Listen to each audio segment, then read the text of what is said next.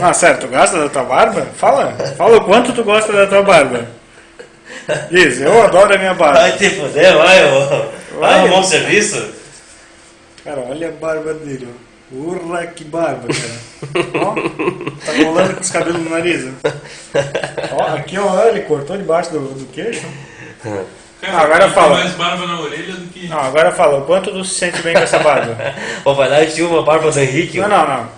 Diz, quanto Vai tu lá se e sente bem? filma a barba do Henrique, Tá, vai. mas tu tá feliz com essa barba? Vai lá e filma a barba do Henrique. Me responde, tá feliz com essa barba? Filma a barba dele.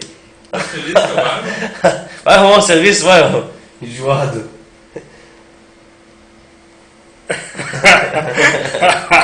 Não, o quanto tu é feliz com a tua barba? Conta pra gente, cara. Isso vai pro YouTube? Tu vai passar no Pânico, tu vai passar em tudo quanto é lugar, cara. Sim. Diz, não, sério, quanto tu é feliz com a tua barba? Vai, repete pra mim. Ah, calma a boca. Ah, vai, fala, cara. Ah, chupa, chupa meu vai. Bilal, chupa. Ah, fala aí. Sério, cara. Foi tu que foi o cara que fez o atentado terrorista lá? Foi. Matei o Bin Laden. Deixa eu chegar de perto nessa barba. Sai, cara, sai. barba. Enjoado. Porra, que barba, cara. O pequeno pônei tem barba.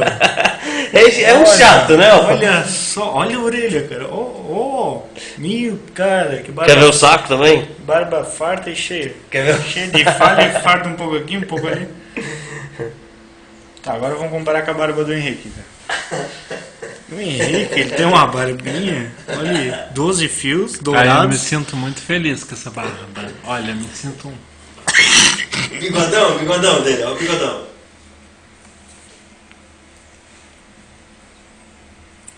Coisa de louco.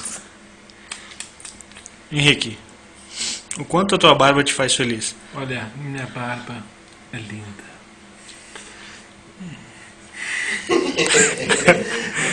Ô, Henrique, agora filma a